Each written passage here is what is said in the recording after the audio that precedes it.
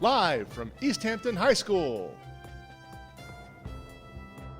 East Hampton Community Access Television, in conjunction with the East Hampton Democratic City Committee and the Westfield Republican Committee, proudly present incumbent Senator Don Humison and challenger Patrick Leahy in tonight's 2014 State Senate debate. Tonight's moderator is Michael Tautznick.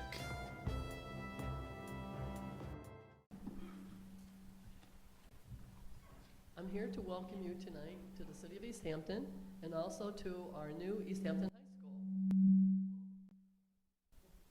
Thank you for coming to this important event. I'd like to take this opportunity to thank ECAT and Kathy and Tim and Paul, as well as the East Hampton Democratic City Committee and the Westfield Republican Committee for sponsoring and putting forth such a great bipartisan event. I hope you enjoyed the debate. Candidates have done a coin toss and have chosen the order for this evening, and it's my honor to do the introductions, and I'm going to do the introductions in the opposite of the order that was chosen for the opening statements, and it's my pleasure to introduce State Senator Don Humison. I've taken these statements.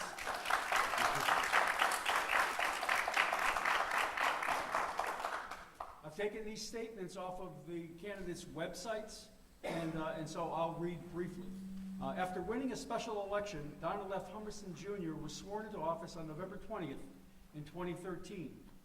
Prior to serving in the Senate, Don was a member of the House of Representatives since 2002, representing the city of Westfield.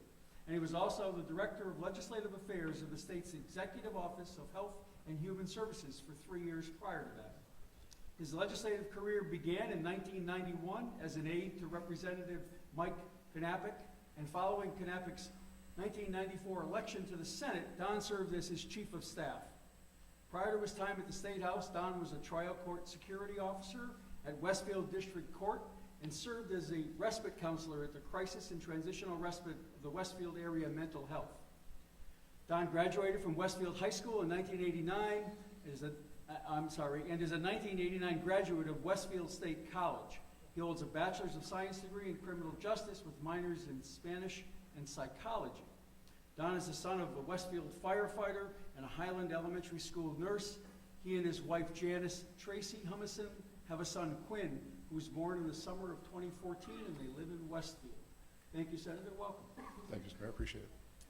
You may also clap for the next candidate, but after that I would ask that you hold your applause to the end. Patrick Leahy.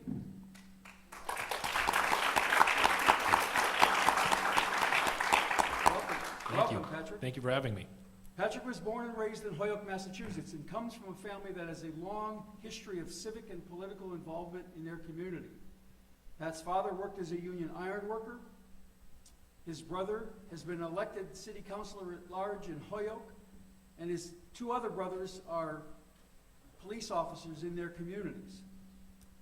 Patrick is also a police officer in the city of Holyoke and has worked in the public sector for past Treasurer and Receiver General Shannon O'Brien, and has also worked in the private sector as a medical sales representative. Since 2011, Patrick has been an associate partner with Keller Williams Realty.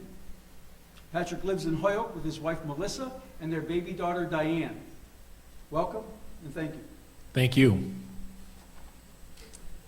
The selection of who will go first was made by coin toss, as I said, and Mr. Leahy begins.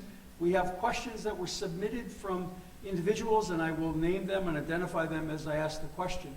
Gentlemen, the format tonight, as you are aware, is you will each have 2 minutes to respond directly to the question, and then you will be given a minute to rebut or to continue your response. So you'll each have 3 minutes on the question. We have a timekeeper directly in front of us. Can all of you see the timekeeper?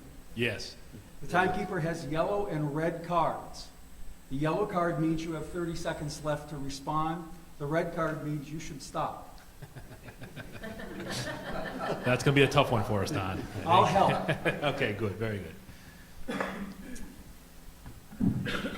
Patrick, this question is from Larry Parnas, the editor of the Daily Hampshire Gazette. Oh, I'm sorry.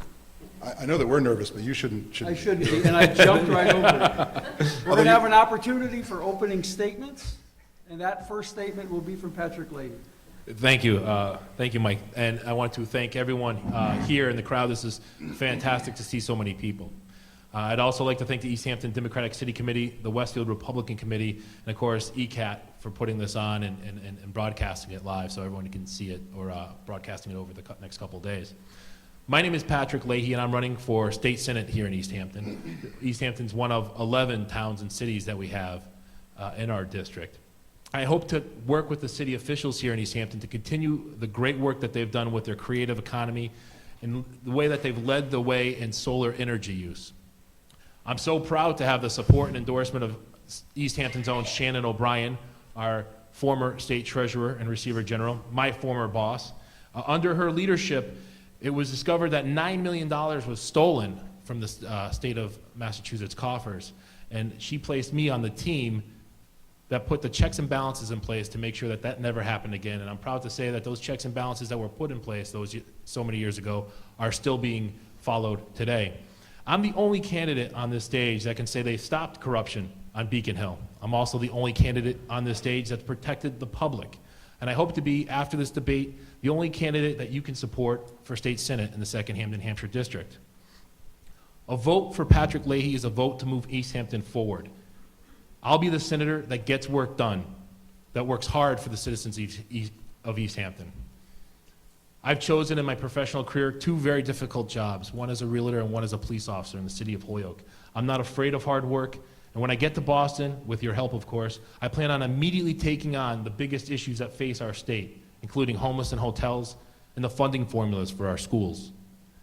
At no time have I ever, or nor would I ever, take credit for work that is not my own. Ask yourself, do you want a senator who just takes credit for the work or gets down to the nitty-gritty and gets things done? My name is Patrick Leahy, and I respectfully ask for your vote November 4th. Thank you. Thank you.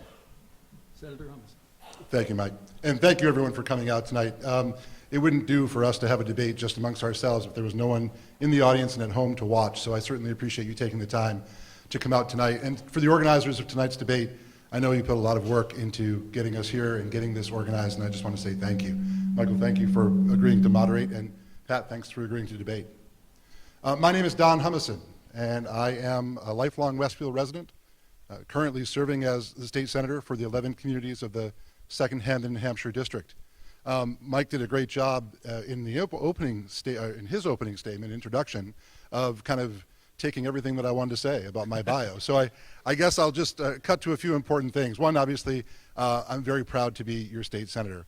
I've only been in this position for 11 months, and before that I served for 11 years in the House of Representatives as a state representative, learning the ropes for this job. I look at it now that my time in the House was actually the proving ground, the learning ground for the position that I now hold. I have said that being a former legislator and being a former legislative staff person was that on-the-job training that I needed to get to know the language that legislators speak, to get to know how the process works. And I've been proven in that capacity, and now I've been able to put that experience to work as the state senator. My friend Pat is a good man, and I really appreciate the fact that he serves his community so ably as a police officer. I am a graduate of Westfield State, where I went to school literally seeking to be in law enforcement myself. So I understand that desire to serve and protect, and I appreciate that he does it so well. But somewhere along the line, after college, I met up with Mike Knappich, and my life took a different turn.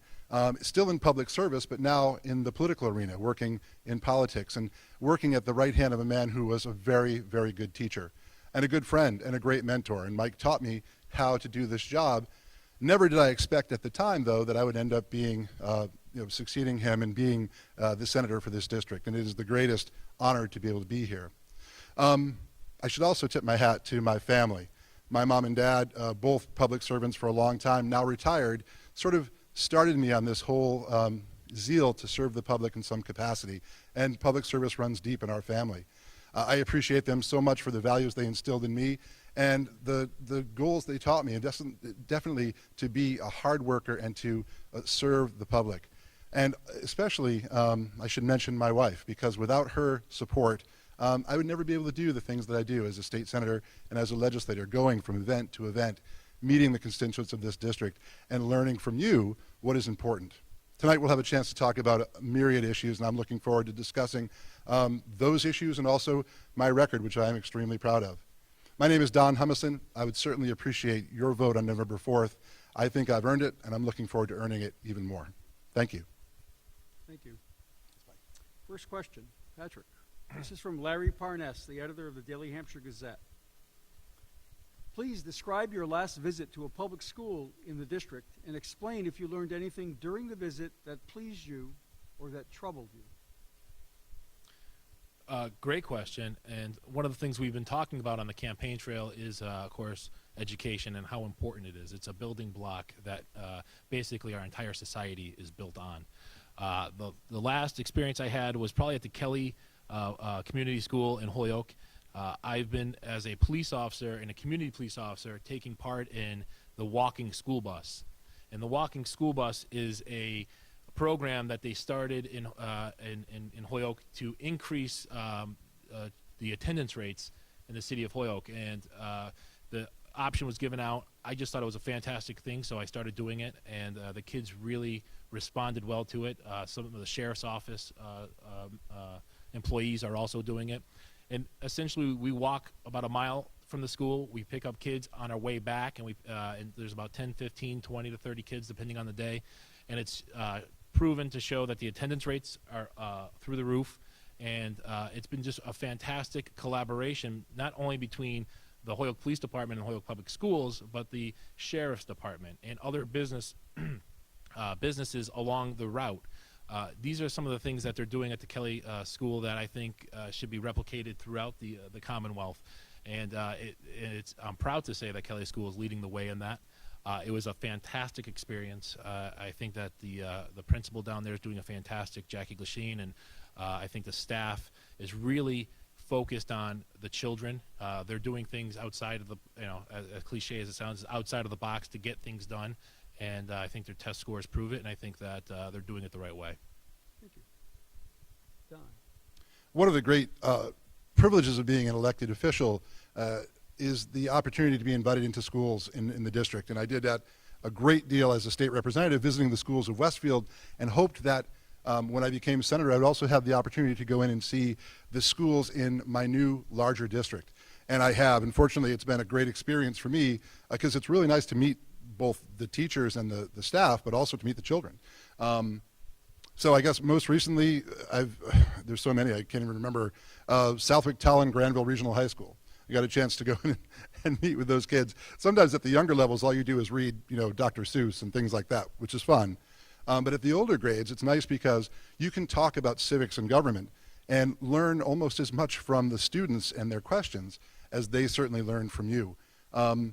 The students and the teachers tell me the same thing. School is good.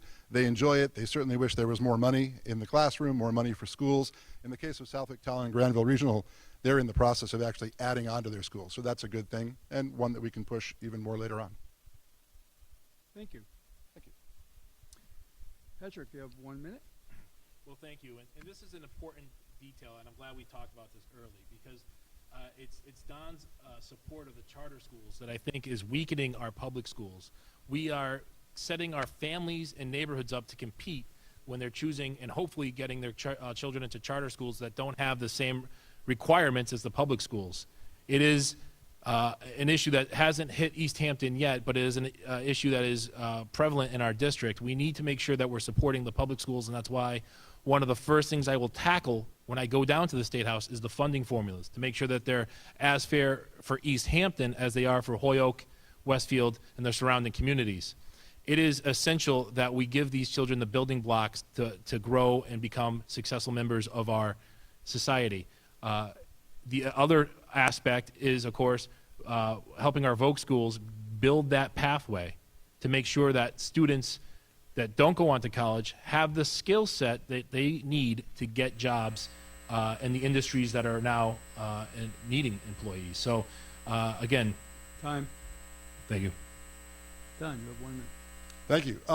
Support for charter schools does not mean lack of support for public schools. In fact, charter schools are public schools in the sense that they were created under the same education reform formula in 1993. Those charter schools are laboratory schools where public schools ideally are supposed to learn from the things that charters are able to do. Pat brings up the issue of my support for the Holyoke Community Charter School in Holyoke. And Patrick, I would just say that school serves children from Holyoke who are needy and who want a good education. It's an opportunity for them to go there and learn just as the kids in public schools do. It's an alternative that I support and I'll continue to support.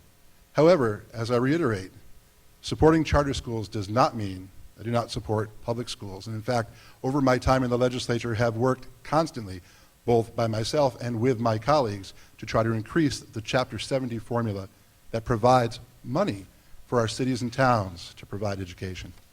Thank you. Thank you. The next question is from Mayor Daniel M. Knappich of the City of Westfield. The question will first go to Senator Humison.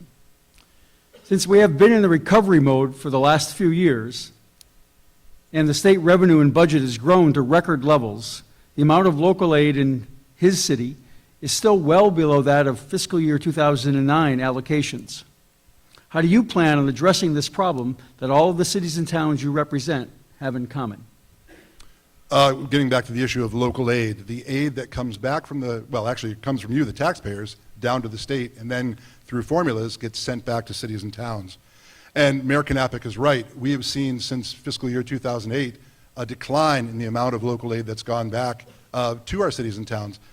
The legislature and the governor blame, obviously, the economy, but as our economy has improved over the years, the local aid has not increased as it should. So to the extent that I've been able to, in my time as a legislator, both as a rep and senator, I have fought for, in the Ways and Means Committees and on the floors of the House and Senate, an increase in local aid to share that largesse, so to speak, with our partners back at the city and town level. They deserve to get their money back, whether it's unrestricted government aid that goes towards police and fire and senior services and trash collection and water and sewer, et cetera, or the Chapter 70 formula that we just spoke about. I have been an advocate of that increase.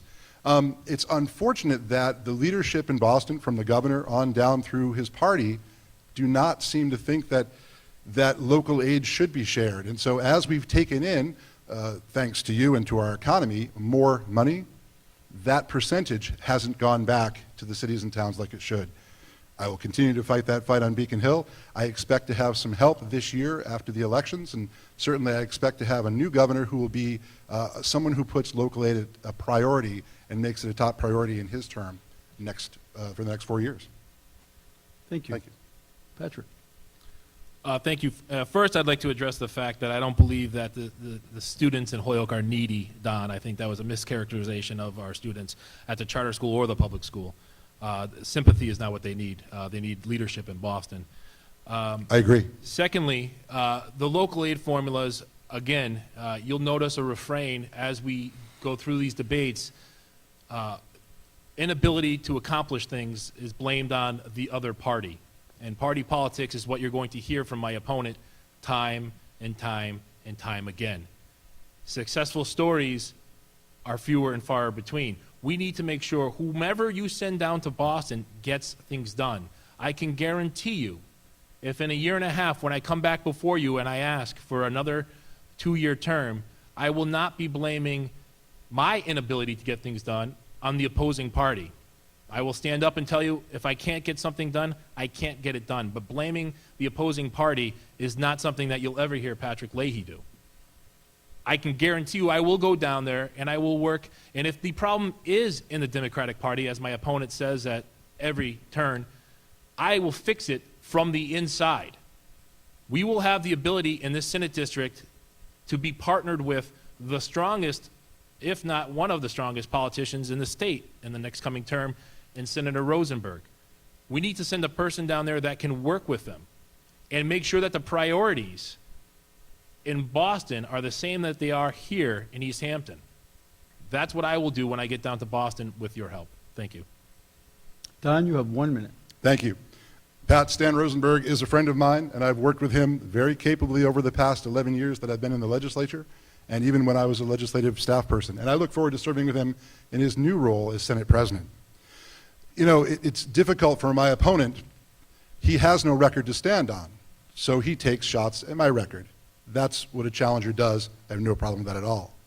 But he'll have a very difficult time working his party from within as one new freshman senator without the experience, without the capabilities, trying to get them to change the way they've been for decades. And I'll go back 8 years under this governor. It's been that term that we've seen the rapid declines of local aid.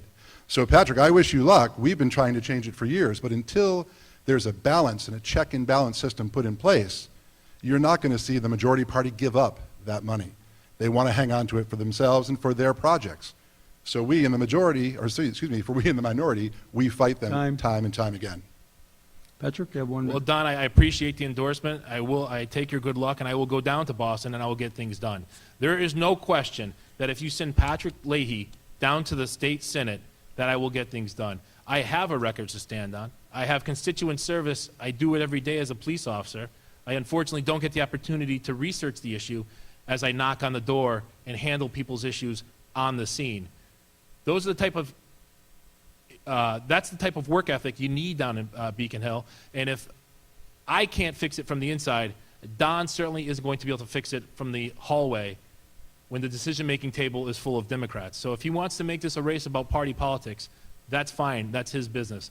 I'm talking about Patrick Leahy and what Patrick Leahy will do when he's down in Beacon Hill. Thank you. Thank you. Patrick, this question is from Mayor Alex Morse of the City of Holyoke. What is your position on the transgender non-discrimination bill? That's a great question. I believe that, again, unlike my opponent, the civil liberties of a minority group should not be put to popular vote. That means that we should not be voting on civil liberties. They are a guarantee. They're protected, and I believe that people, no matter their makeup or sexual orientation or any classifier as they may have, they should be discriminated against at all. So I would stand in support with them, and I hope to do that when I'm down in Boston at Beacon Hill. Done. Before I answer that question, I'm going to go back to Patrick's statement about standing in the hallway. Patrick, I'm a member of the Senate Ways and Means Committee, the most powerful committee in the legislature. I've also been appointed to 4 different conference committees over this past 11 months that I served as senator. So not only was I not in the hallway, I was at the table with the 5 other legislators crafting the balance of the legislation that came before the rest of the Senate. So your comments just don't hold water. With respect to the transgender bill, it has been complicated. It doesn't seem to be a bill that enjoys the support of Republicans or Democrats. And it's certainly been difficult for the legislature to get a handle on it. The opposing side on the bill says, well, we'll call it the bathroom bill, and we'll try to denigrate it that way. But they're right in some respect, because the bill creates no standards. And so transgender individuals can say today, I am a man, and I will use the men's room. But tomorrow, I'm a woman, and I'm going to use the woman's room. And there's no medical standard in the bill. And that's what's made it so difficult for people to get their head around, because they don't know how to enforce it. And there are people out there who have legitimate concerns about their family members, their sons or daughters, using restrooms or locker rooms and being exposed to people who, for whatever reason, don't seem to want to fit into the societal standards of the day and have no particular legal requirement to do so based on the bill.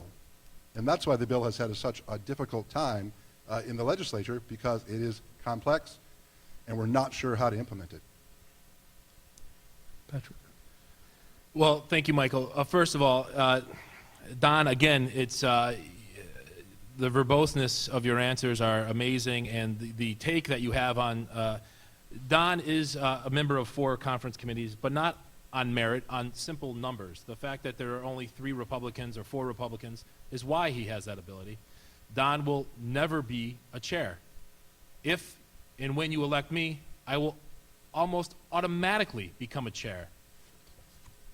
We will get more things done. And on tough issues like this, you need to stand up for the people that need to be protected. And whether that be a minority group or a business group, you need to make the tough decisions and get things done. And 10 years in the state, at the State House, his professional career at the State House, I don't believe gives Don the perspective that needs to be had when you're making and crafting laws. Don, you have 1 minute. It's strange to me that a gentleman who's been a public servant, a police officer for 10 years, would then try to say that my service in the legislature, public service of a different kind, isn't worthy and valuable. But Patrick, let's get back to your statement about being a chairman. They don't give those out for free, folks. When you become a chairman, you have to toe the line of the party. How are you then going to fight your party to change those things like local aid that you just spoke about when you've been rewarded a plum position on a committee, and then you have to go against your leadership? You don't think you'll be chairman very long, do you? It's nice to be a Republican in Massachusetts. There aren't a lot of us.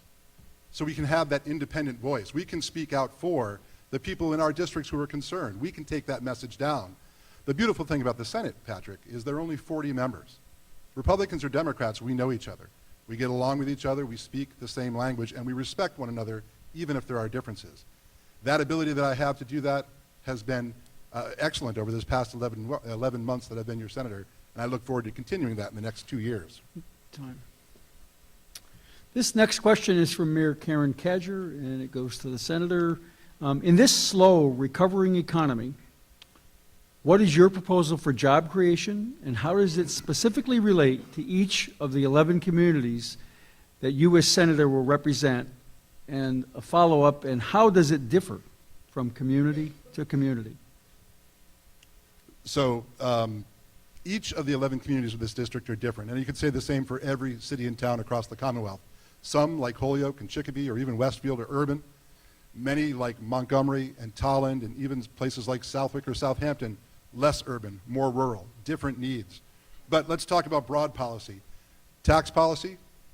Every time we as the legislature impose a new tax, we hurt the very economy, the very employers that are trying to restore this economy, the very people that hire our constituents, our family and friends.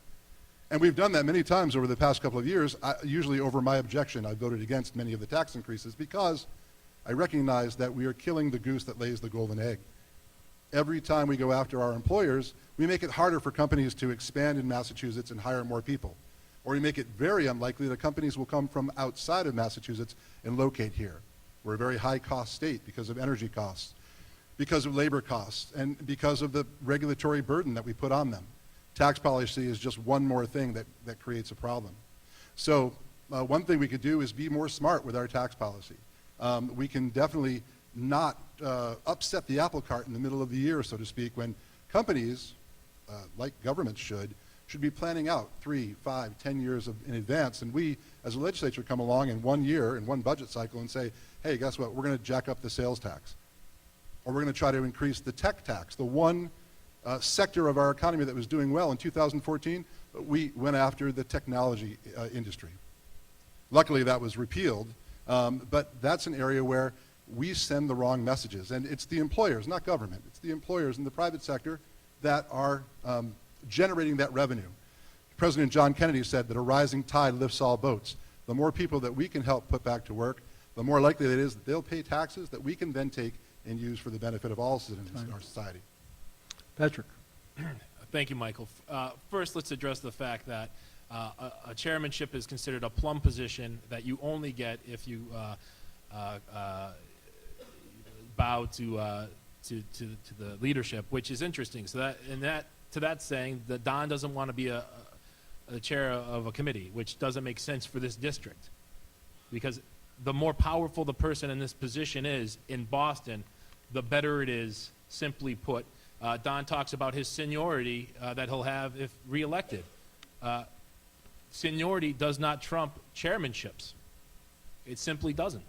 So we'll get more done, and that's the simple answer to that. But to the question at hand, when we talk about this district, from the downtowns to the hill towns, we are so diverse, and there's so many different areas of concern. But we need to start working on the skill gap. The Pioneer Valley has jobs. We have Precision Tooling in Greenfield that wants to expand from 75 to 100 employees, but they don't have the bodies to fill those positions. And these positions are $90,000 a year jobs. These are good jobs that you raise a family on, and you have a very you have a very good living, a very comfortable living, frankly, at $90,000. We could all be so lucky. So we need to work on the skill gap. We need to make sure that the people that are coming out of our Voc schools and our high schools have the ability to go on to higher education or to take a job in those positions at the precision manufacturing, at a welding shop, wherever it may be. We need to reprioritize what we're doing down in Boston. Boston has enough money. It's what they do with our money that we need to worry about. We need to make sure that we have a strong voice in Boston because all of our tax dollars are going down the pike and not all of them are coming back. Again, if you vote for Patrick Leahy, I will be that person down at Boston Time. working for you. Done. Pat, I'm not running to be a monarch or a king or even governor. I'm running to be the senator. And for me, that's a collaborative position. I don't need to be the most powerful man on Beacon Hill. I just need to be a good advocate for the 11 communities that I represent. And you can't say that you won't have to give something up to be chairman. They do require of you the votes. That is how it works. And so you've got to give up something to get that position. Again, I am a Republican who can be independent because, quite frankly, there's not a lot they can give me or take away from me. Literally, I can be that independent voice, and I have been. And we'll have a chance to talk about that some more. Back to the question about the economy. This region has a tremendous wealth of vocational schools, of machine shops. We are a hub for precision machining. And our airports in the area, Westover and Barnes, both bring a lot to the table about providing that kind of high-tech, skilled position. I'm in a position as an advocate and a member of the Aviation Caucus, the chairman, in fact, to be able to support that industry. Time. Patrick. Thank you, Michael. First of all, advocacy for this area. Don has proven time and time again, and all you need to do is look at his voting record. Under Mitt Romney, he voted the party line every single time. Not once did he break from the Republican Party. Not once did he break from the Republican Party. So for Don to sit here in a situation where we don't know who our next governor will be, though we have our favorites, I'm sure, we can't send a person down there that's going to vote with his party every single time.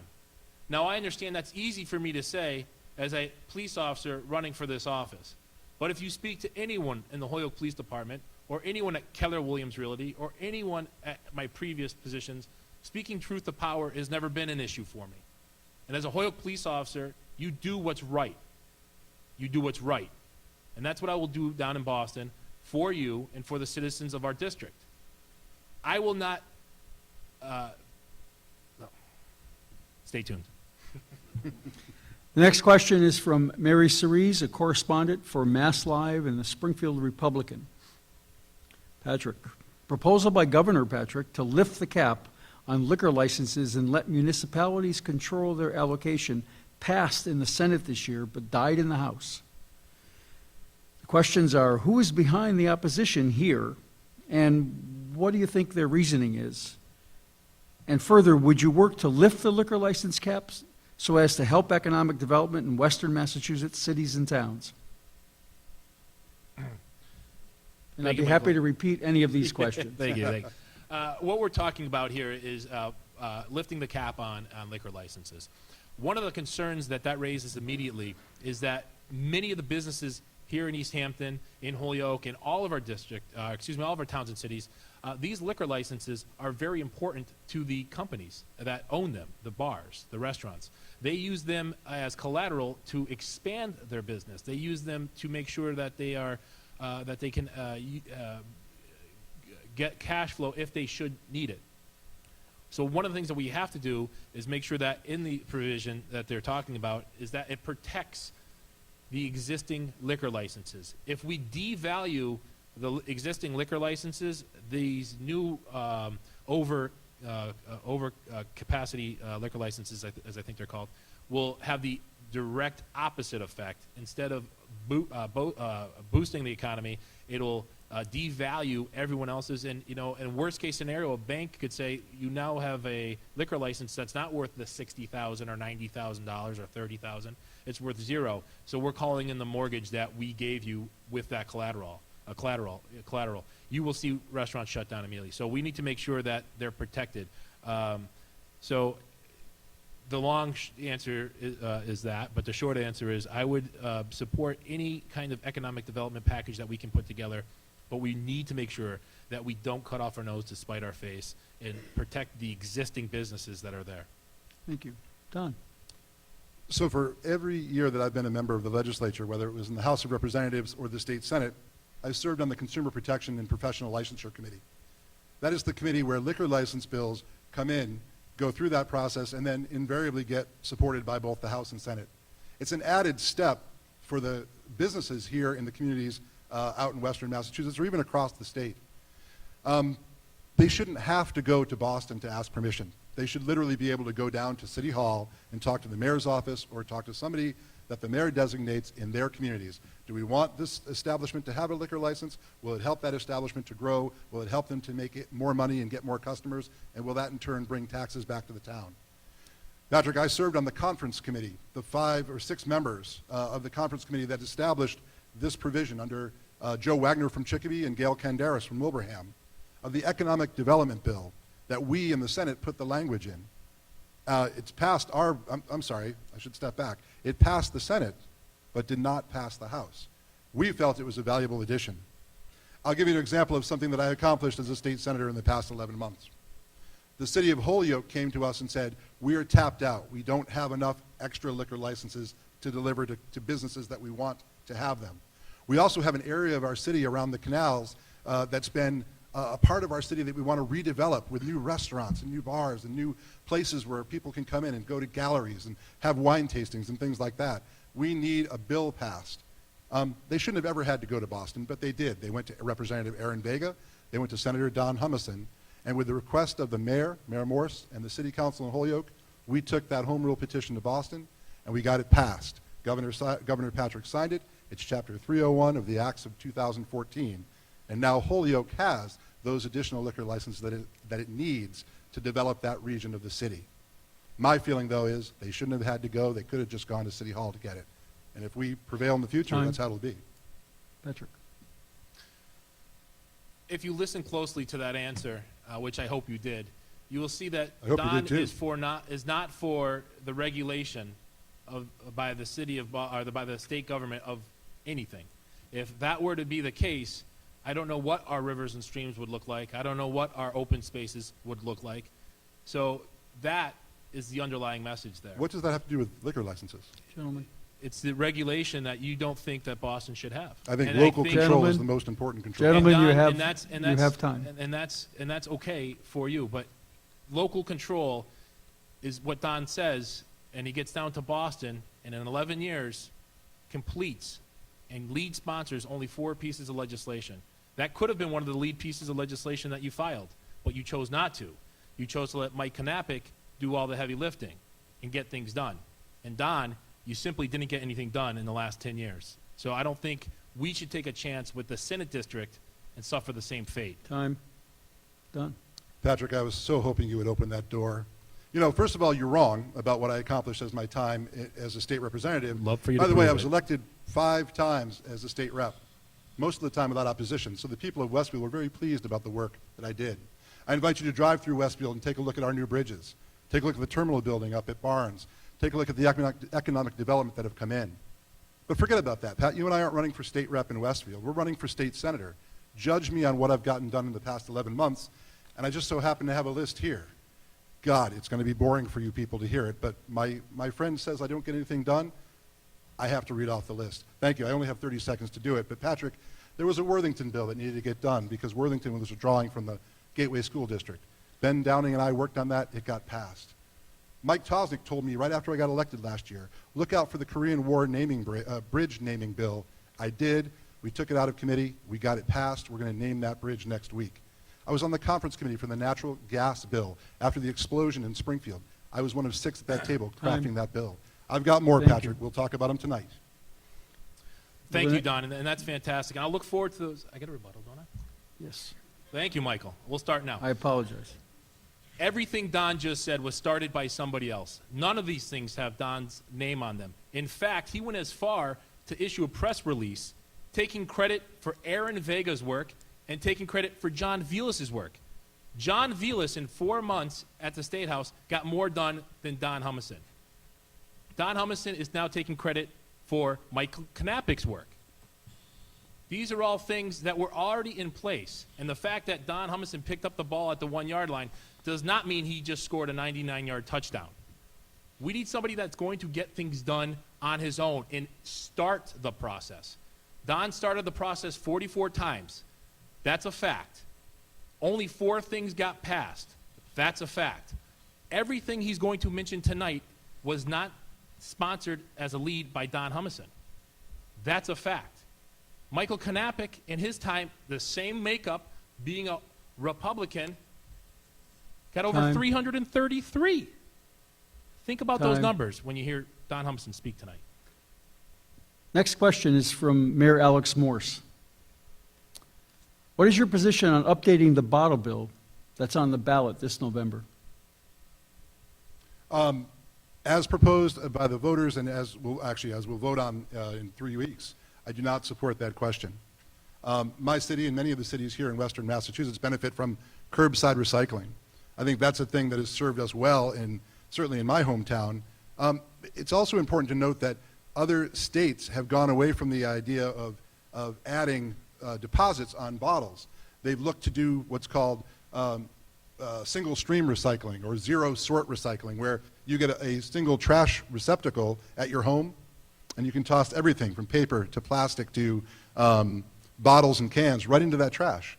It then goes off to the materials recycling facility, it's sorted, and that is how that material gets extracted from your waste. It's found to be more efficient and cheaper, and I think, good intentions notwithstanding, that's the way to go. The people who put that on the ballot have been fighting that question for years and years and years, and they found an ear in Governor Patrick as a supporter. But I think the thing that the governor enjoyed the most is that we know that a lot of the claims are never picked up. A lot of the bottle claims, the deposits are never reclaimed, and so the government ends up getting a free revenue stream of about $25 million each year that then can be spent by the legislature. It doesn't go towards recycling as it should. And by the way, I recycle. I hope you recycle too. It's just the right thing to do for our planet. But even so, there are better ways to do it. And zero sort or single stream is a direction that I think our city is going in, and I hope other cities will as well. Thank you. I support the legislation as it's proposed. I think that to have enough water bottles and Gatorade bottles to fill Fenway Park 5 times going into our landfills every year is just, for me, it's scary. I think we need to do better and to rely on the cities and towns to implement single stream recycling would cost the cities and towns millions of dollars. In the city of Holyoke, I'm very proud to say we recycle as aggressively as most cities and towns in the state, and we can't even afford to send out those blue recycling containers. People on my street have gone out and got them on Craigslist. We can't even provide those. So for towns like Tolland and Agawam to implement single stream recycling would cost millions and millions of dollars on the taxpayers' backs. So we need to, I think this is common sense legislation. It expands upon what was already a very successful piece of legislation. And if water bottles and Gatorade bottles had been as popular back then, they would have been included. So we need to make sure that I think this should pass. I'm going to vote for it. And I think that not all the towns can afford the single stream. It's just way too expensive. The city of Holyoke, I know, has looked at it. And again, they're very aggressively working towards making sure we recycle as much as we can. And it's just too expensive for cities and towns to take on their own. Thank you. Don, 1 minute. Right now, the DEP, the Massachusetts Department of Environmental Protection, actually gives grants to towns based on the amount that they recycle. The more they recycle, the better they do with those grants that come back to them. To take that bottle or box out of the recycling stream will actually end up cutting the grants that come back to cities and towns. So in effect, a decreasing of local aid. It also accounts for a new 5-cent tax on every bottle that you buy. Again, I talked about upsetting the apple cart and taking money away from, be it a city or town or an individual. It's not a good thing to do. We need the money, individuals need the money, and hopefully they will spend it wisely and recycle. But I'm not in favor of a new tax that doesn't even, in fact, go toward recycling. The legislature simply takes that money and puts it back into the general fund. Maybe we spend it wisely, but we don't spend it to recycle like we should. Patrick, you have 1 minute. And that's another example of Don's 10 years down at the State House, or 11 years as it may be. You're absolutely right. You haven't been spending the money correctly. We need new leadership down in Boston to make sure that it's spent correctly. And I think if you vote for Patrick Leahy in a year and a half, when we come back before you, I think you'll be very happy with the results. Next question is from Mayor Richard J. Koss of the city of Chicopee. Chicopee and Holyoke have seen their numbers of homeless in hotels balloon since January, with some families living in hotels for over a year. It is a program that was supposed to end by June of this year. As senator, what would you do to address the disappropriate placement of families across the state, and what would you do to fix this program that doesn't seem to be working? That's a fantastic question, and Mayor Koss is correct. It is not working. It's not working for the state. It's not working for the children or the families that are there. It's one of the things that I've made a priority when I get down to Boston. Again, we've had this move towards these programs that have gone out of control. One of the first things I do when I get down to Boston is expand the rental voucher program to put these people into housing units, not into motel rooms or hotel rooms. This is an area where I disagree with my party. So if Don wants to talk about party politics, I disagree with my governor. I don't believe that he's doing the most he can to get this problem solved. And we spoke about that.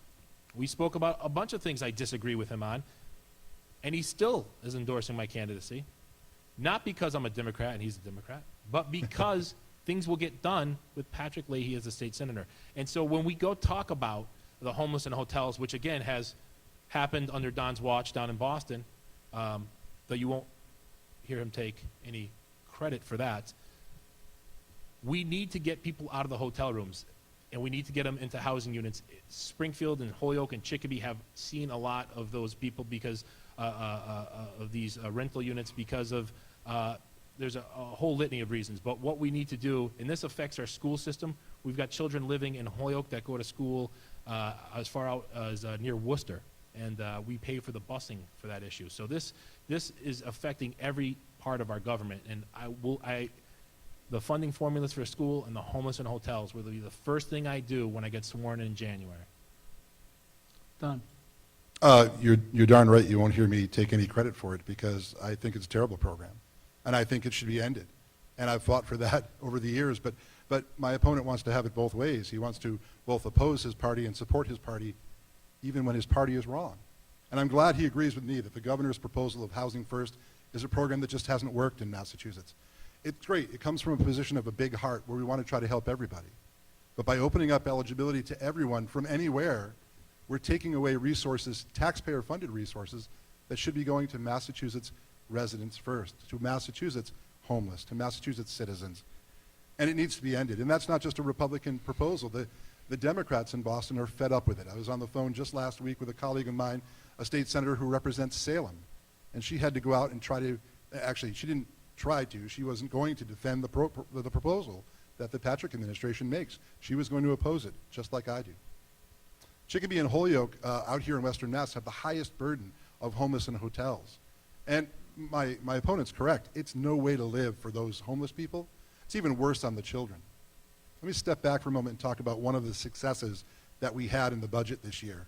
One of the small successes that helped with local aid a little bit. There's a program called McKinney-Vento, which is responsible for providing the communities, the cities and towns with busing money to get those homeless children who are living in those hotels back to their own school districts. That has never been fully funded under the Patrick administration. This year we got a couple steps closer to getting it funded. That doesn't solve the problem, but it certainly helps the communities where those homeless families live. And it certainly helps them to make up some of their costs so that they're not spending so much out of their own budget. I also believe that with our homeless in Massachusetts, we should look at eligibility requirements, tighten those up to make sure people are truly needy, and then provide, in a compassionate way, an expanded mass rental voucher Time. program. Thank you. Patrick, you have 1 minute.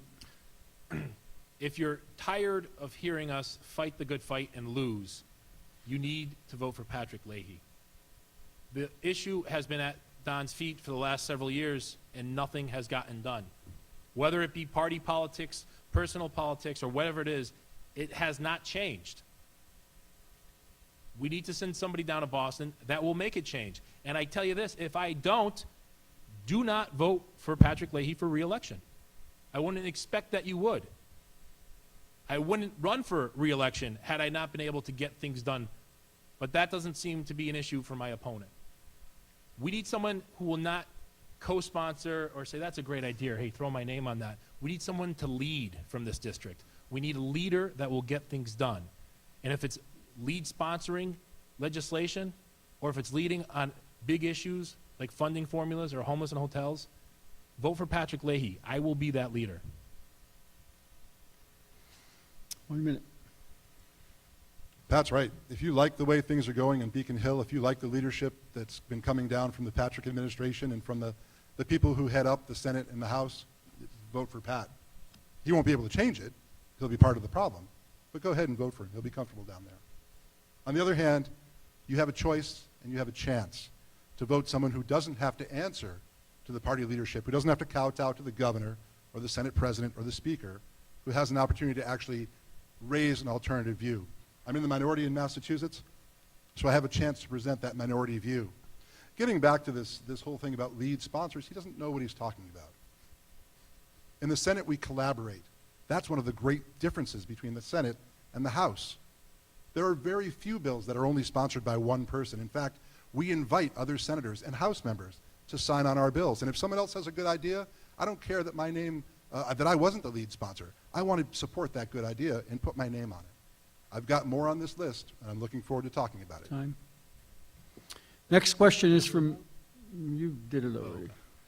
I think you actually got an extra minute on that last one, but from Mayor Daniel Knappich, City of Westfield. Other post-employment benefits continue to accrue for cities and towns at an alarming pace. What would you do to advance a reform bill that will address this liability? Yeah, OPEB, the post-employment benefits, retirement and retiree health care, those costs are equally crippling to a city and town, especially in wake of the number of years where local aid has suffered. And again, it's really a factor of the economy. So as we strengthen the economy and tax revenue, fees and tolls and fines and things come back into government, we have to share that with our partners in the municipalities. It is incumbent upon us in Boston, in the House and in the Senate, to make sure that our communities have the resources that they need to take care of their current employees, the people that serve us, the police, the fire, the trash pickup, the people who provide senior services, but also those retirees once they leave. Many of the communities across the state and here in Western Massachusetts are not fully funded in their OPEB requirements. And so, again, I go back to the fact that we have to share more of that largesse, if you want to refer to taxpayer dollars as largesse, but we have to make sure that our partners in government have money to put towards that.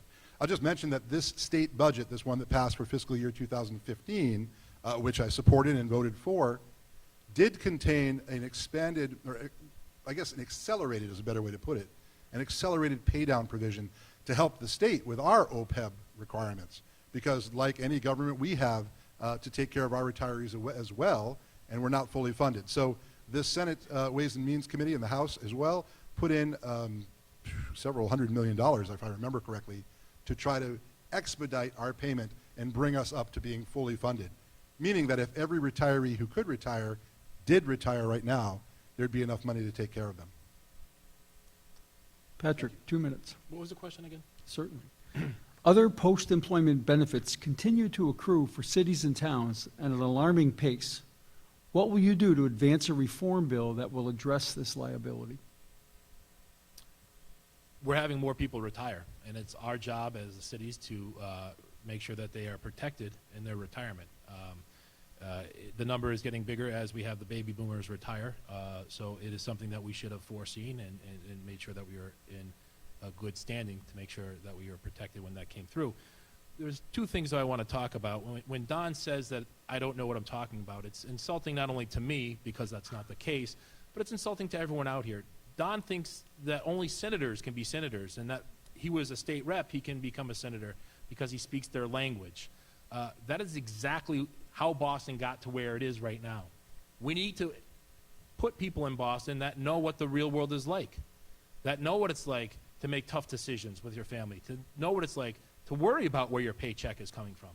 Up until this election, Don has never had to worry about his next paycheck. He's worried now because people are talking, and our campaign is building steam.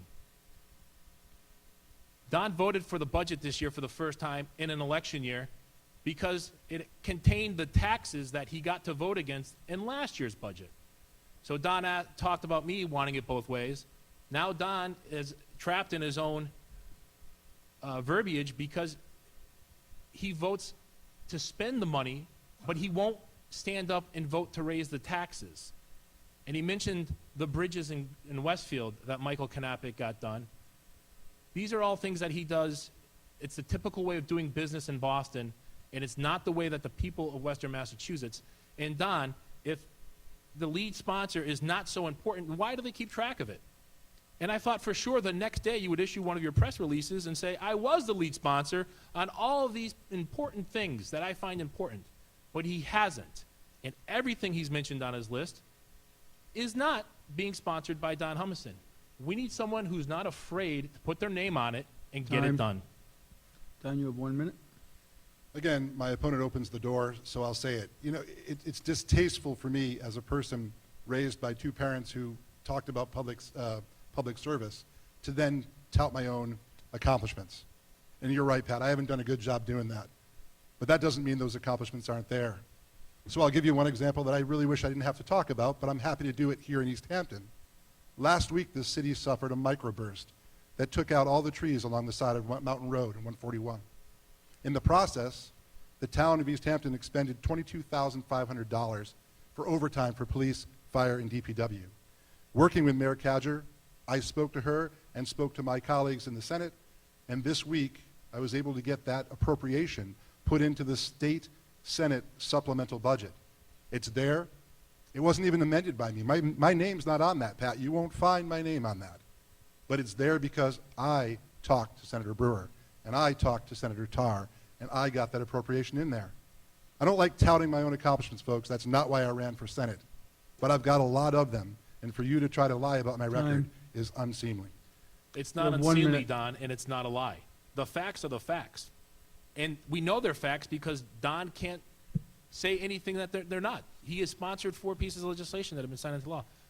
And I was deeply concerned about our friends here with the microburst. I had several very close friends that were affected directly.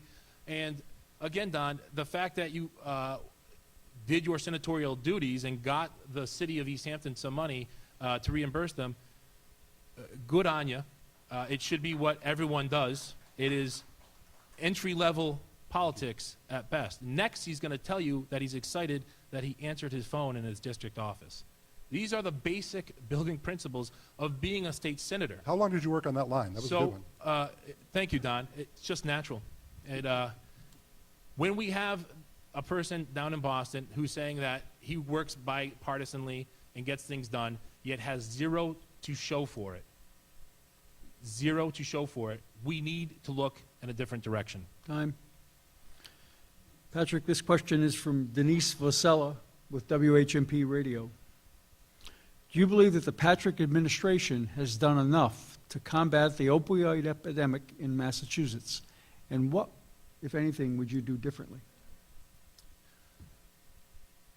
The opiate addiction is it's really grown by leaps and bounds, unfortunately. So to speak to what Governor Patrick has or hasn't done, I wouldn't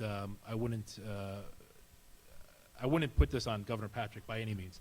We've been fighting the opiate addiction in the city of Holyoke for as long as I've been a police officer there, and we've made some great strides.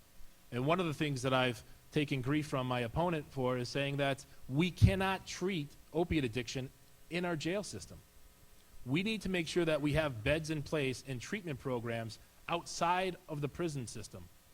our sheriff's departments can't effectively treat these diseases in jail.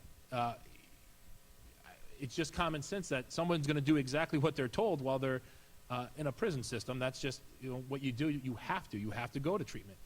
And then when people get out, they go right back to their old ways because the stability of the system, waking up at the same time every single day and doing the same things and going to the programs that Sheriff Ash, who's endorsed my candidacy, has been a country leader, nation leader in these programs. So we need to make sure that these people are getting the treatment that they need. And this transcends all socioeconomic groups. It transcends all of our geographical lines on the map. It's happening in East Hampton and Agawam and in Southampton. It's a nasty, nasty disease. And we need to make sure that, again, Boston has enough money. We need to reprioritize where that money is spent. And the person to my left hasn't been able to get it done in the last 10 years. To take the chance that he won't be able to get it done for the next 2 is not something that I'm willing to do. 2 minutes, Don. Thank you, Mike. So this year, this issue has come to a head. Although it's been one that's affected our cities and towns, even the smaller cities and towns we're finding now have terrible rampant cases of opioid addiction.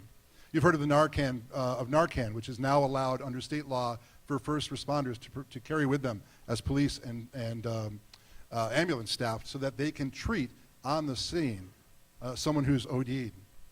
So you support nasal Narcan? Oh, absolutely. Not only do I, but I did, Pat, and I'll talk about that in a second. Earlier this year, there was a hearing at Sisters of Providence over in Holyoke. A panel from the state Senate, led by my friend Senator Jen Flanagan, headed that talk up, where we heard from folks from the Sheriff's Department. David Sullivan, the district attorney here in Hampshire County, came down and spoke, and medical experts talked about how something had to be done on the part of the state government to kind of help our cities and towns treat or help them deal with this situation.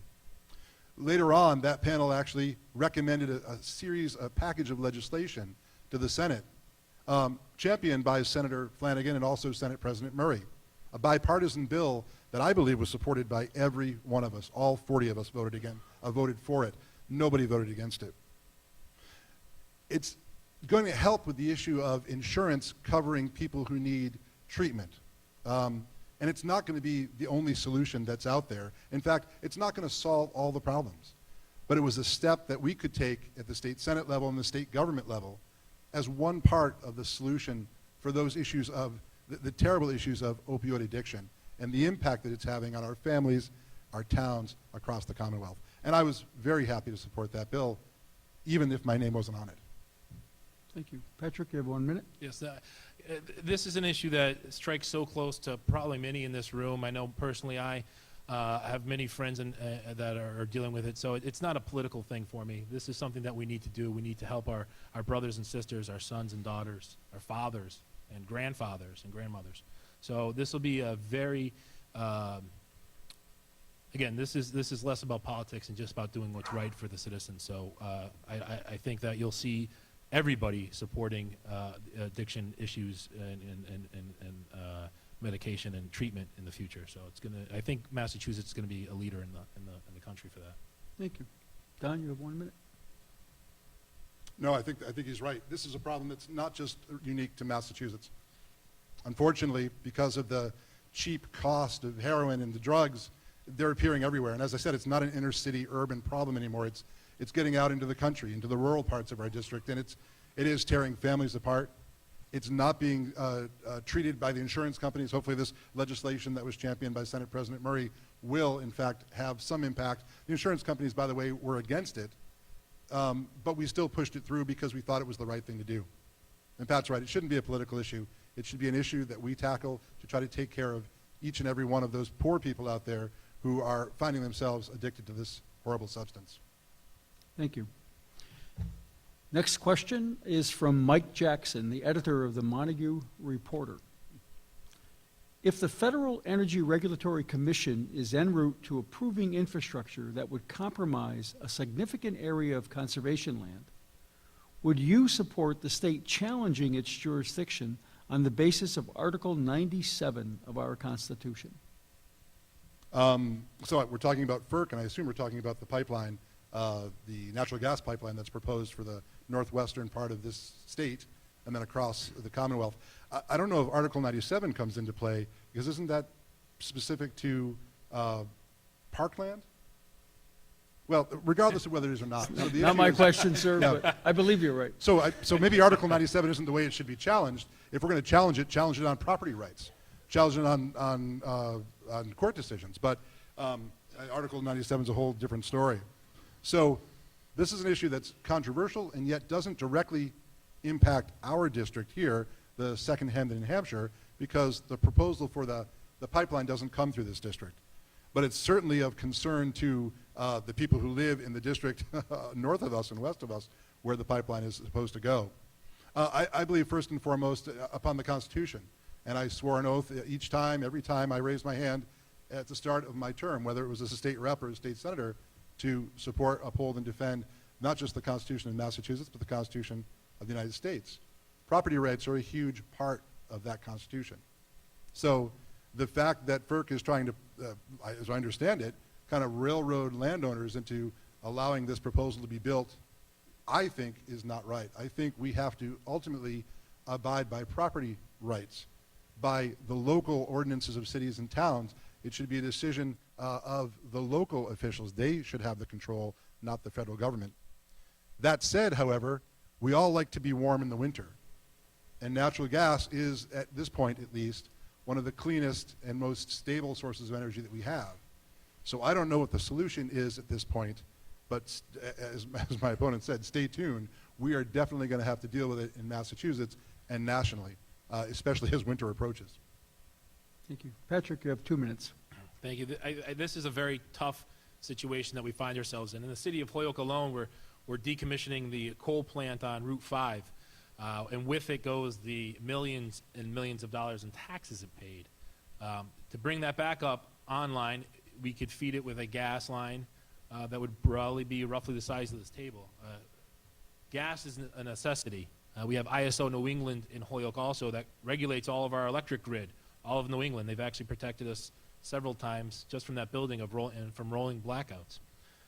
So this is going to be a tough situation that we'll be probably facing in the next coming term, and we need to know all of the facts before we can make a public statement about whether you're for or against it. Ultimately, we need the resource. We need the gas supply to feed our furnaces at home and our boilers, but we also absolutely have to protect the most beautiful land in probably the country. I think arguably our Berkshires are remarkable. So I am not for, nor will I ever be for taking property from a private property owner. That just doesn't make sense to me. But we need to come together and make this and get this solved. And energy, again, we're sitting here in East Hampton, who's done a great job with the solar arrays. I come from a city in Holyoke where we have hydropower, and the HG&E has been fantastic, and that 95% of their energy production is carbon-free. So we are doing some things in Holyoke that, albeit we're fortunate enough to be nestled on the coast of the Connecticut River, so I don't think our friends in Tolland would have the ability to do that, to harvest the river power. But we need to make sure that we're moving away from fossil fuels in general, getting streamlining the ability for people to put solar panels on top of their house, and maybe selling energy back to the system. Time. Thank you. Don, you have 1 minute. Thank you. Recently, there was a meeting held at the Holyoke Green High Performance Computing Center with representatives from Holyoke G&E, with Westfield G&E, Chicopee Power, and local legislators to come in and talk about not the issue so much of the pipeline and what FERC is trying to do, but their needs going forward as local power companies. Those are sort of the public utilities that we have in this Senate district, at least 3 of them. It was great, again, to have a seat at that table to be able to listen to the experts in this field talk about what their needs are, and to be able to commit to going forward through the legislature supporting Holyoke Gas and Electric and Westfield G&E and Chicopee, of course. Interestingly enough, sort of a different topic, The solar panels that we're seeing popping up around here, and East Hampton has a great field out at the landfill, there's an excellent facility that was just built by a private company on the mountaintop in Tolland. I was out there a couple of weeks ago with the company president who showed me what they were doing and what they plan on doing in Western Time. Mass. Good news for the future. Patrick, you have 1 minute. I think the expansion of solar energy is going to be fantastic. I know that we have the G&E in Holyoke has led the way, and I think they're doing a fantastic job. And energy prices are set to rise significantly this January, I believe. So we're going to have people here paying real dollars and cents on fixed incomes. So this is something that we can't kick down the road. This is not a can we want to kick down the road. We need to address it immediately. It's one of the first things I'll do when I get down to the state senate is making sure that, especially our seniors who are on fixed incomes and families, if their energy bills go up 37%, that's a real problem for people. That's going to directly affect how they live and how they choose to live, and we need to make sure at the state senate we get it done. This is the final prepared question. After this question, there'll be questions from the audience directed to each candidate. And so, Patrick, this question is from Mayor Karen Cadger, the mayor here of our wonderful city of East Hampton and our host community. With a complicated Chapter 70 formula and schools outlined as a state and local priority, how will you ensure our communities get a fair share of Chapter 70 funds while we compete with school choice and charter school mandates? Thank you, Michael, and thank you, Mayor Cadger. That's a fantastic question. That's one of the first things I started talking about on the campaign trail is the antiquated funding formulas that we have in the state. And the last time they were retooled in the early 90s, we did not have charter schools. We did not have busing of homeless families, and we certainly didn't have school choice. I remember actually for years, Cathedral High School was a football powerhouse because they could recruit from all over the area. And then school choice started soon after I graduated, and it leveled the playing field. Just one example of how school choice has affected me. Cathedral was very good in those days. We need to, this is a problem that is very vast, and I've been speaking about it on the campaign trail, and I was at an event just a week or so ago, or 2 weeks ago now, and I had spoken to this exact topic about how we need to retool the funding formulas. And a sitting senator pulled me aside afterwards, and they said, you know, that's probably one of the biggest projects that we would have down in Boston if we were to do that. And I said, that's okay. We need to get work done. We need to roll up our sleeves, and we need to take into account all of the things that have changed since the early 90s, not just hairstyles and clothing styles, but the way we teach and the way we educate our youth. $7.6 million off of the top of Holyoke's school budget gets taken right away because of charter schools and school choice. And still, our school committee and our mayor and our school department, they still have to take care of the brick and mortar schools that are there and teach the students that are there and provide all the services that are there. So we need to retool this. There's no question about that. There's an unwillingness down in Boston to do that, and I will change that when I get there in January. Don, you have 2 minutes. Well, I'm glad that my opponent agrees with me that this is a huge problem for us in Western Massachusetts especially, and one that is worthy of tackling. And in fact, I have tried, and certainly others have tried. His sitting senator friend was right. There is an unwillingness on the part of the leadership in Boston, typically leadership that represent larger cities that do better in the Chapter 70 formula than we do with our smaller districts out here. And it's a fight that's worth having. Even when I lose the fight, I'm still happy to take it to them because I think it's fairness. It's important to us in the smaller districts. Even big cities like Holyoke and Chicopee or Westfield are still small districts when you compare them with the Lawrences and the Bostons and cities like that. The Chapter 70 formula is very complicated and has been slow to evolve given the shifting paradigms of the past 20 plus years. It came about as part of the Education Reform Act of 1993. I was then a legislative aide working for Representative Knappich, but I remember how difficult it was even at that time for the members of the legislature to come up with that formula. And there were some promises that the formula would be visited again in the future to adjust, and that just hasn't happened.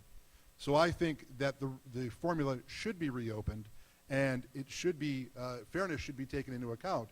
Our populations here, our student load here in Western Massachusetts. There have been from time to time different bills going forward that create commissions to reopen the formula. They've passed. I think I've voted for some of them, but they almost never report back to us in the legislature with a change because of that unwillingness on the part of the leadership to change the formula. Basically, for them to open the formula would mean that they lose while we would gain, and that is why there's been such opposition to it. I think the time is right. I'm pledging now, and as I have all along, to support that reworking of the Chapter 70 formula. Time. Patrick, you have 1 minute. Folks, I'm tired of hearing it. I'm tired of doing it. Let's stop losing these fights. Let's put someone down there that can win these fights. I'll be that candidate for you. I will win these fights. We have a Senate president that's going to come in that's from one of the smaller school districts in the state. If there's ever a time, this is the time to put the right team in place to get things done. I've said it since the beginning of my beginning of my candidacy. This will be one of the things that you can judge me on come 15 months from now, 16 months from now when I'm running for re-election. We will start. Now, I'm not promising to fix the funding formula, but we will start the process. I understand it's a very large project, but we will take it, we will tackle it, and we will start getting it done. And you will have progress that you will know Patrick Leahy did, and you can judge me on those things that I've accomplished. Don, you have 1 minute. I don't think I have anything else to add to that point except to say it is a fight that I've had and been involved with. It's a fight that I will continue to have because I think it's a fight that's worth winning. I think it's a way to be fair to us and our school districts. And, by the way, there are ways of holding harmless those other communities that stand to lose based on their population loss. We haven't talked much about casinos tonight, but even in the casino formula that the legislature put forward a couple of years ago, and I did vote for that package, we had money in there to make sure that if casinos came into play and took money away from the lottery fund, cities and towns were still held harmless. If we can hold harmless provisions in for a casino, we can certainly do it for the Chapter 70 formula. Thank you. Thank you. Now is the time in the program where we're going to hear from the audiences, specific questions directed to a candidate. That candidate will have 2 minutes to respond to the question, and his opponent will have 1 minute to rebut. And I believe I see someone ready to ask the first question. The first question is from Mr. Steve Herschel. Senator Humison, how can you justify imposing your religious views on the public by voting to strip certain people of their right to marry? Thank you for your question. It's a vote of conscience, and it's one that I take very seriously as a legislator. The provision to allow equal marriage here in Massachusetts came about in, 10 years ago. The Commonwealth just celebrated the anniversary of the Goodrich decision just this past year. It was exceptionally controversial at the time, and it wasn't simply a Republican-Democrat issue. People of all faiths, people with all backgrounds, had problems with the way it was being imposed here in Massachusetts. If you remember, it was simply a decision of the Supreme Judicial Court. 4 votes to 3, 4 judges to 3, the closest of margins that said that gay marriage would now be the law of the land. As a legislator, I didn't think that was a good idea to do it without the input of the citizens of the district that I represented. Granted, I was a new legislator and just in the job, but I felt it important to at least offer the people a chance to vote on that decision. Things have changed and evolved over the time that this bill, this law has been the law of the land. And as I said earlier, each time I'm sworn in as a senator or a representative, I've raised my hand and sworn to uphold the Constitution of the United States and the laws of Massachusetts. I also have the good fortune to be a justice of the peace, and in that capacity and abiding by the law, I have in fact married gay couples and wish them well. They now enjoy that right that was established here in Massachusetts, and I think I should be judged on how I treat those individuals in my capacity as a person and as a legislator.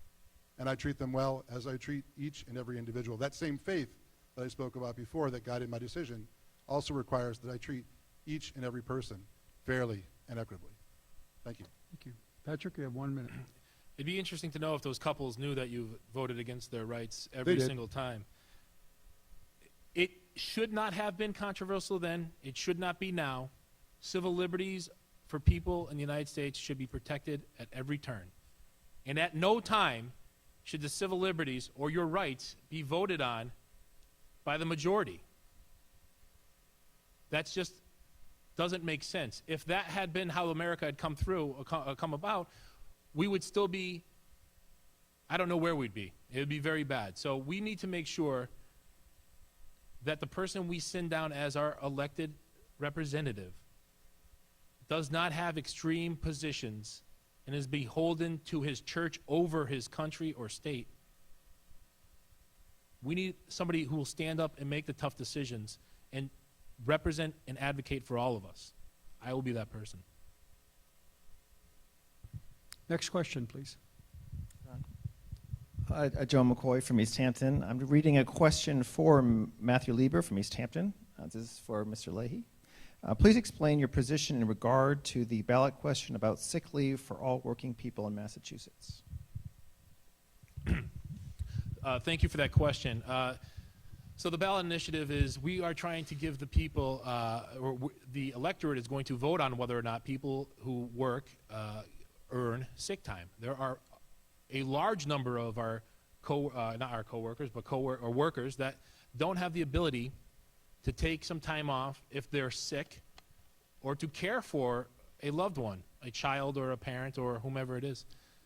I think it's high time that we have earned sick leave for people who are working. These are people who are paying our taxes, and I fear the day that my server in the restaurant has a cold, or the nurse in the delivery ward doesn't call in sick, or has to go to work, or can't go to work because her husband has to stay home because he doesn't have earned sick time in his job. We need to make sure that people who are working are protected, and I'm glad to say I'll be supporting the people's right to earn sick time. Don, you have 1 minute to rebut. Sure. Question 4 on the ballot came about because citizens had been filing this legislation or pushing this legislation in the State House and Senate for many years, and it hadn't gone anywhere because I think the legislature was somewhat reluctant to impose new laws on our employer community, thinking that it should be a market decision left up to those employers. And to the employees, if they didn't want to work for a company that didn't offer sick time, they didn't have to. Perhaps the company offered some other benefit. So it was a market decision. Obviously, I now support the position that Charlie Baker has taken, which I think is a good compromise to this bill that says, let's elevate the number of employees you need to have in your company before those provisions kick in. So that, I think Charlie sets the threshold at 50, like Obamacare is set at 50. Anything under, a different level above, the company would be required to have those sick benefits in place. Thank you. Next question. Caitlin Hurd, I'm the secretary of the Westfield Republican City Committee. This next question is for Don. Joe Muse from Southampton says, it has been suggested that a buy one, get one at 50% off promotion might not only be slightly deceptive advertising, but also harmful to the environment, in that it leads to unwanted purchases and waste. Would you be willing to support legislation that would require a retailer to offer alternative discounting for a single item purchase? That's an interesting proposal. I got Joe's, Joe, right? Is that who it was? I got his letter this week in my office where he raises the issue that buy one, get one isn't necessarily buy one, get one. And I hadn't really considered it before because it hadn't come up. I know that when I go shopping, if I'm doing the grocery shopping for my family and a buy one, get one free is offered, we take advantage of it. I guess I could say I always thought that was a good thing. I've never heard of it put in a way or a perspective where that's not a good thing. So I don't have an answer right now, except to say that it's something I'd be very pleased to look into. We have certain agencies within state government, from consumer protection to the Attorney General's office, that are actually tasked with making sure that consumers are protected. So this might be something that I look at, but also kick up the line so that the agencies that I just mentioned also have a chance to weigh in. And ultimately, if it's found to be something that needs to be modified in some way, I have no problem with introducing legislation for that purpose. Thanks. Patrick, you have 1 minute to rebut. Buy one, Can I have get the one. question again, please? Sorry to put you on the spot twice. That's okay. So Joe says, it has been suggested that a buy one, get one at 50% off promotion might not only be deceptive advertising, but also harmful to the environment, and that it leads to unwanted purchases and waste. Would you be willing to support legislation that would require a retailer to offer alternative discounting for single item purchase? No. Thank you very much. Thank you. You have more time if you'd like it. Sometimes Thank you. questions are simple. Next question. This is from Mike O'Neill from Southampton. The question is, what is your stance on welfare reform? To who? Mr. Leahy to begin with. Oh, thank you for the question. Welfare reform is in our nomenclature. Everybody is for welfare reform. What kind of reforms we put in place is the key. We need to make sure that we're not throwing the baby out with the bathwater. And I am for common sense. We need to help. There are a certain group of people, our elderly, some of our infirm, that not only need our help but deserve it. So welfare reform in general, I can tell you this much. EBT, pictures on EBT cards is maybe 2% of the issue. It's the people who are taking those cards that are 98% of the issue. We have instances in Holyoke where we've got small stores, and one of them has $30,000 worth of transactions in a year, and the next door across the street has 4,000 or 5,000. So it's not about the cards; it's about the people that were working at the store. So we need more regulation, and we need more to work collaboratively with our police departments and our agencies. So I think that when we talk about reforms, there's a broad brush that you can swipe there, but specifically when we talk about EBT cards, putting a picture on a card is only going to protect us as much as the person working behind the counter. So much like our liquor stores have stiff penalties if they serve somebody who's underage, we need to make sure that we put those pieces of legislation in place to really go to the root of the problem. Thank you. Don, you have 1 minute. Patrick's right. We all support EBT reform. Even my colleagues in the legislature who supported welfare reform without actually putting teeth in it. Not only have I supported it in word, but also in deed and in vote. And over the years as a House member, I have supported tightening the restrictions or restricting who is eligible for the different types of welfare that we have in the Commonwealth, and proving that they're actually indeed eligible. That's something that a lot of times we don't give the DTA offices, the Department of Transitional Assistance offices, the teeth to do. Pictures on EBT cards were just one of the small reforms, but whether it's EBT benefits or food stamps or SNAP, public housing, what have you, eligibility needs to be proved and proven by the state. One thing we tried to do was make sure you couldn't use your EBT card to purchase cigarettes or lottery tickets, pornography, or tattoos. But as long as you can take that EBT card across the street to the ATM machine and get your benefit out in cash, it doesn't matter how many restrictions we put in. That's the real welfare reform that we need. Thank you. Next question, please. Questions for Don. Mark Butler from Westfield says, what is your stance on House Bill 4121 and firearm limitations? And what? Firearm limitations. Firearm limitations? Yes. So is this the bill that we just passed in the legislature? 4121. So I'll talk about my support of the Second Amendment pretty consistently over the time that I've served in the legislature, but even before then. I believe in support the Second Amendment. In fact, very pleased to have the endorsement of the local sportsmen's clubs and the Gun Owners Action League in Massachusetts. I'm even proud to be a member of the NRA, and I know that a lot of people don't like to say that here in Massachusetts, but I support that Second Amendment right.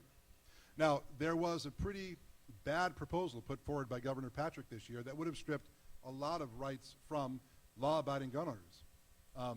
Fortunately, the House of Representatives took that bill and modified it to some extent, but what they passed, that bill number, was still not to our satisfaction, my satisfaction. By the time the bill got to the Senate, a coalition had been formed between myself, Senator Bruce Tarr, the Republican leader, Dick Moore, the Democratic senator from central Massachusetts, and of course Steve Brewer, the chairman of Ways and Means, all good supporters of the Second Amendment. And we were able to convince, not easily, the rest of our colleagues, including the Senate President, who wasn't particularly strong on gun rights, to go along with the bill. The bill that I voted on in the Senate was excellent. It was a bill that was supported by people who opposed crime and people who also supported guns and gun rights. Unfortunately, after it left the Senate, it went to that conference committee, came back to the legislature, changed, again, more closely resembling the House version. And it had a provision in there that I couldn't support. As good as the bill was, and I thought it was pretty good, certainly much better than Governor Patrick's proposal, it still went too far in intruding into the rights of law-abiding citizens with respect to getting their FID cards and their licenses to carry. So I made the decision when it came back to me to vote against it. I was in the minority and the bill passed. And this is one of those examples of, even though I lost on that situation, I still think it's a pretty good bill. And I think we'll be able to live with it here in Massachusetts. Thank you. Patrick, you have 1 minute. This is another example of Don voting to the extreme right, and this is a bill that was supported on both sides of the aisle, and it was endorsed glowingly so by the head of GOAL, the Gun Owners Action League of Massachusetts. It put in provisions, and I think to speak specifically to the question about not allowing people to buy more than X amount of guns per month. And the issue that we have, and we see it directly in Holyoke, is you have straw purchases that provision's not of in the bill. people that buy guns for other people. But again, Don threw the baby out with the bathwater, couldn't compromise, couldn't find it himself he says it's the best bill he ever voted against. So there you have it. There's a person that's looking to have it both ways. He supports it, but he voted against it. So it's tough to tell with Don. Time. Final question. Question. This is a strange segue from the other question. Richard Adams from Southampton. How do you feel about pictures on EBT cards? Who's That's that to, Mr. McCoy? That was to you, Mr. Leahy. Well, I appreciate it. Thank you for that question. Let me dive back. To be clear, I support pictures on EBT cards. It's absolutely a crucial piece of the puzzle. And when we talk about, there's a 60 Minutes segment a couple months ago about the Social Security SSI abuses that are happening. And I think we see that directly in Massachusetts because of the checks and balances that have been put in place in Massachusetts over the last several years. People are now switching from state aid to federal aid. So for the EBT card, I think we put a picture on it. I think we need to do more with law enforcement to make sure that the bodegas have you, or the markets that are accepting them, are doing it the correct way. And that's all about enforcement. That's an area of expertise that I have. I've seen these issues from the street level up. And this isn't a downtown or a Hilltown issue. This happens throughout our district. So we need to make sure that we have someone down in Boston that's seen it, that knows what it is, and hasn't just read about it in conference committees or in emails or in letters to the editor. We need somebody that has the perspective on the issue and how it really affects the people in the in the cities and towns that we represent. Don, you have 1 minute. Thanks. I go back to say that not only do I agree with that provision, I've actually voted for it. And I think enough is said on the issue of EBT and welfare reform. I've supported it all along. I want to go back to what my opponent levied a few minutes ago. He just doesn't understand the bill. The one gun a month provision, Pat, wasn't a part of that final bill. The House stripped that out. The Senate didn't include it in what we passed, and it didn't come back in conference. So you have to understand the piece of legislation that's in front of you. That was popular when Patrick raised it, Governor Patrick, not Patrick Leahy. Governor Patrick among sounds good. certain folks, but never got anywhere, even among the House members.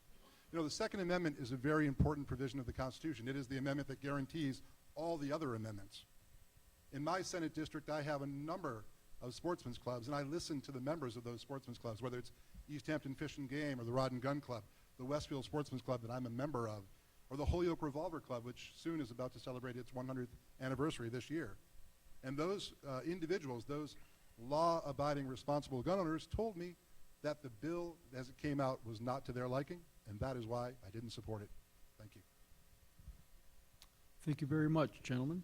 Thank you. It's now time for closing statements, and it's my understanding that they will go in the opposite order of the opening statements. And so, Senator Humison, you get to begin the closing statement. Thank you, Mayor Tosnick. I appreciate it. Thank you very much, ladies and gentlemen. Was it really an hour and a half? Because it went by fast, and I didn't think it was going to. Thank you for being a good moderator. I appreciate that. Some people said, really, you're going to do a debate with a guy who last year ran for the same position that you're in now? Yeah, but I lost. But I also appreciate the fact that Mike Tosnick is a good and decent guy, and he did a good job as our moderator. So thank you. You're here. Thank you to the folks. Yeah, absolutely. Thank you. Thank you to the folks, again, who put this debate together here in East Hampton. You know, no one will ever be able to accuse me and Pat of having a race where nobody got to hear how we feel about issues, because we have debates in every single town and every single radio and television station ad nauseum. I hope people aren't getting sick of it. And thank you for the folks who are watching at home, too, because I appreciate the chance to get out to you this way. Since I've been the senator these past 11 months, I've really spent my time trying to get around to each of the communities that I am so proud to represent. It's different representing 11 cities and towns, much different than it was to just represent one, the city of Westfield. I remind people how proud I was of doing that job and the fact that I was re-elected by the people of Westfield 5 different times. When my opponent levies charges that I don't have a record of accomplishment, he's just wrong. And again, I invite you to drive through Westfield and see the things that I did, not by myself, but certainly with the help of my senator and my colleagues in the House and Senate. One thing I think that differentiates me, especially here, from my opponent is that as a Republican, I've had to learn in this state how to work with Democrats and Republicans alike, how to work with House members and senators. You know, Pat says my record should count for something, and then he refuses to count my record. So it's been so frustrating to hear from a guy who doesn't have a record, time and time again, tackling my record, a record that I am proud of. And again, it's forced me to be in the uncomfortable position of having to defend things that I'm proud of having done, but I just don't like to have to pat myself on the back. I'd much rather that it get done, whether my name is on it or not, and better serve the people of my district. I'm happy that I was able to put forward this provision in the supplemental budget for the town of East Hampton, because the town shouldn't have to pay those overtime bills that were incurred by this terrible microburst. And there's other bills out there just like that, and I'm sure we'll have more time to talk about it again. You know, I worked alongside Mike Knappich for those 18 years that he was the state senator. I've only been the state senator for 11 months. So I know that I've got a long way to go, but I was well trained. And I'm looking forward to doing the constituent services and the legislative services that Mike provided for this district. It's been my pleasure to get to know East Hampton and Southampton, this Hampshire County part of my district. I enjoy coming up here to meet with people from my office hours at the Senior Center to a cup of coffee at Tandem or over at Silver Spoon. I look forward to many more opportunities. I'm Don Humison, and I would appreciate your vote on November 4th. Thank you. Thank you.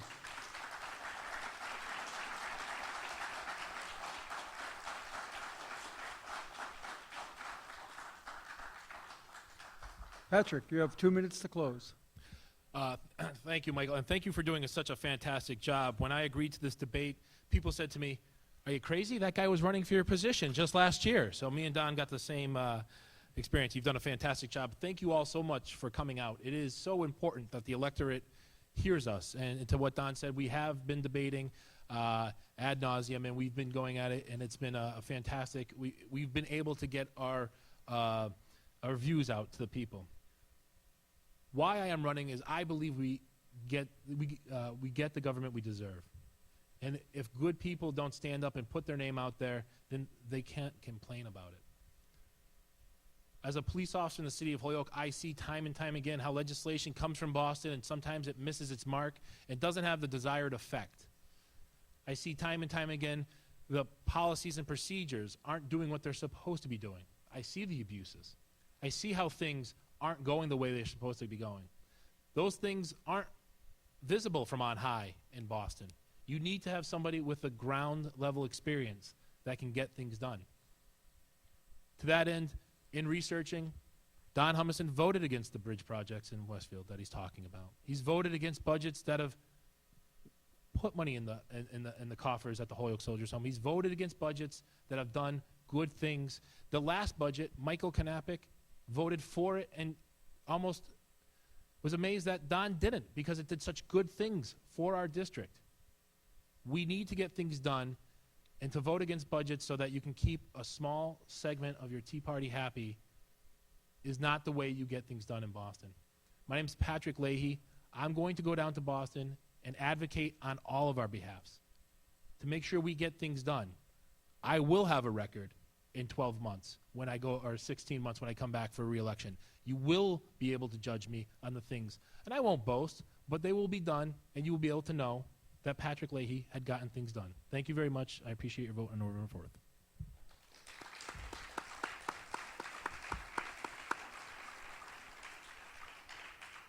Gentlemen, I want to thank you personally for taking the time and the effort to join us here in East Hampton. I want to definitely say thank you to our host, the East Hampton Community Access Television, and to the co-sponsors, the East Hampton Democratic City Committee and the Westfield Republican Committee. But mostly I want to say thank you to the members of the audience who came, who participated, and who were such an important part of this very democratic process. Thank you for coming this evening. You are free to cheer for your candidates, and good night. Thank you.